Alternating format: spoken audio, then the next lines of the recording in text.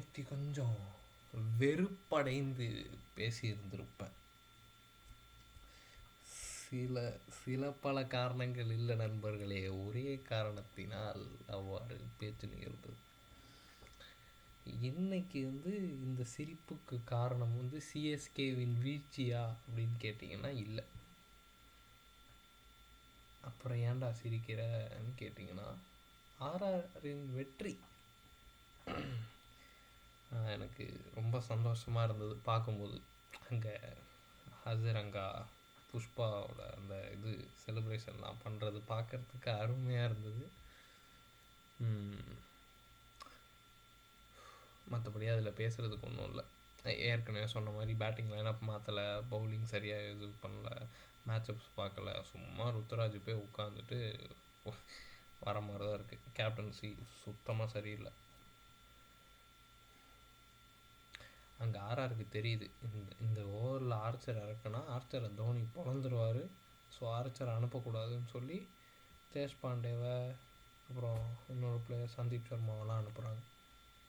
இங்கே சுத்தமாக யோசிக்கிறதே இல்லை.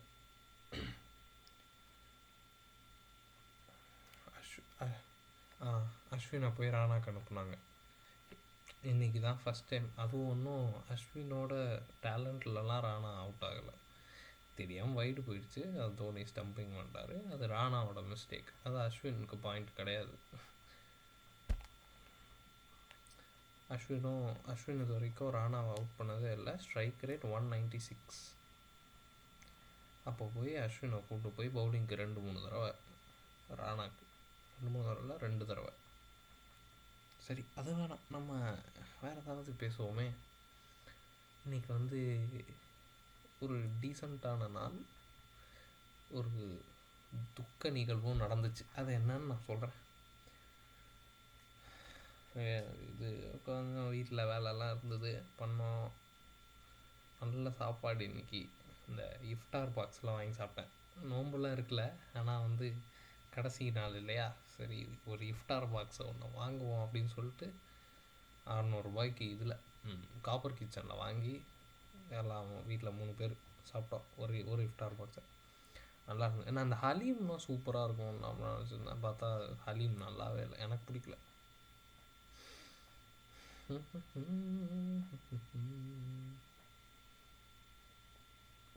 நான் கூட சிஎஸ்கே ஜெயிச்சிருவாங்கன்னு தான் நினச்சேன். ஹானஸ்ட்டாக நினச்சேன்.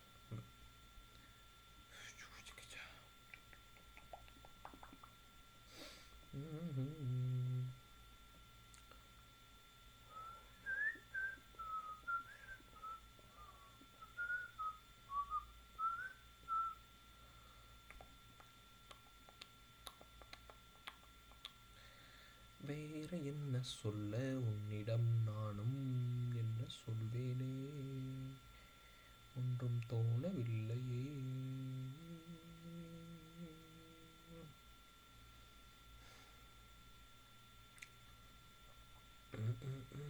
புதுசாக ஒரு பழைய நண்பர் கூட 2-3 நாட்களாக பேசிக்கிட்டு இருக்கேன்.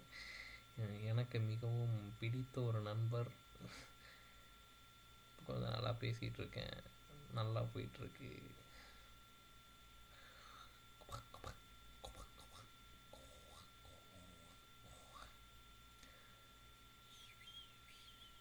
ஃபேனெல்லாம் ஆஃப் பண்ணிட்டு பேசுகிறேன்டா ஆடியோக்காக. இப்போ அந்த ஆடியோ சரியில்லைன்னு வானுங்க.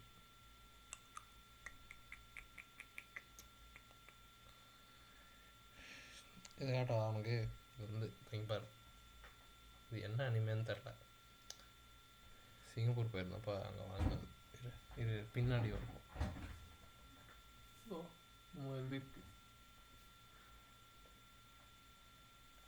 அப்படி நான் போன வருஷம் வாங்கினதுல, போன வருஷமும் அவ்வளோ இம்மேச்சூராக இருந்திருக்கேன். நான் என்ன நினச்சிட்டேன், அப்போ தான் அந்த ஓவர் சைஸ்டு ஸ்டார்ட் ஆச்சு. எல்லோரும் போட ஆரம்பித்தாங்க.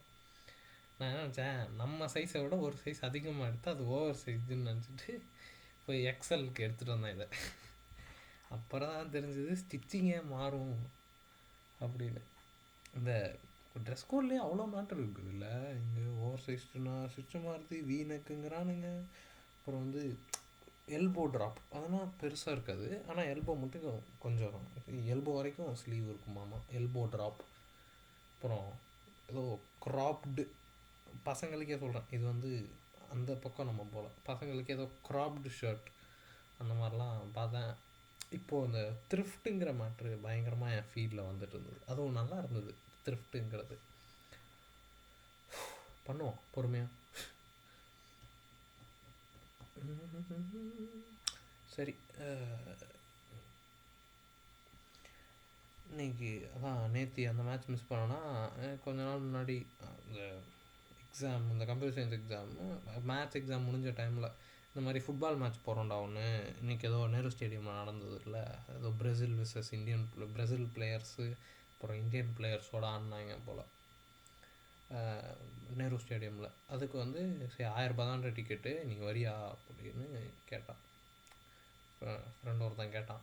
நான் சரி இல்லைடா கான்சர்ட் போகிறேண்ணா. நான் கான்சர்ட் தான் போவேன், நான் வந்து ஆண்ட்ரியா பார்க்கணும், நான் வந்து பிரதீப் குமார் பார்க்கணும், அப்புறம் வந்து அசல் கோளாறு பால் டப்பாவை தவிர்க்கணும்னு நினச்சேன், நான் முடியல. ஸோ வந்து இவங்க 2 பேரை பார்க்கறதுக்காக நான் கண்டிப்பாக வந்து கான்சர்ட் போவேன், அதுக்கே வந்து எனக்கு பட்ஜெட் இருக்காதுடா, ஸோ வந்து ஃபுட்பால்லாம் வரமாட்டேன் அப்படின்னு சொன்னேன். அவனும் புக் பண்ணிட்டான், அவனுக்கு புக் பண்ணிட்டான். அவன் ஃப்ரெண்ட்ஸு கொஞ்சம் பேர் கிளம்பி இது மேட்ச் புக் பண்ணிட்டாங்க. நேற்று மத்தியானம் வரைக்கும் நண்பர்கள் நான் கான்சர்ட் போவேன் நம்பிட்டு இருந்தேன். அது என்ன ஆச்சுன்னு சொன்னேன் நேத்தியே. அது அப்படி ஆயிடுச்சா. எனக்கு அப்போ கூட பெருசாக சரி அவன் பார்த்துக்கலாம் என்ன போ அப்படின்னு விட்டுட்டேன். இன்றைக்கி போயிட்டு வந்தோன்னே என்னன்னா மேட்ச் எப்படா போச்சு அப்படின்னு கூப்பிட்டு கேட்டேன்.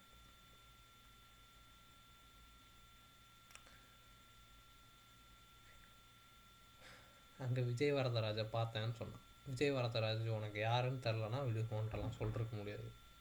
எனக்கு ரொம்ப பிடித்த ஒரு நபர், அவரை பார்த்தேன் அப்படின்னு சொல்கிறான். ஃபோட்டோ எடுத்தேன்டா, செல்ஃபி எடுத்தோம், நான் இப்போ பேசினேன். அவனுக்கு அவர் யாருன்னே தெரியாது. நான் சொல்லியிருக்கேன் இந்த மாதிரி காட்டியிருக்கேன், வீடியோ காட்டியிருக்கேன்.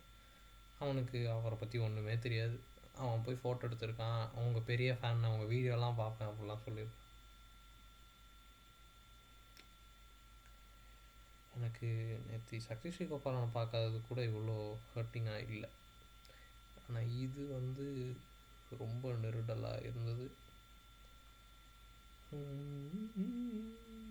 சரி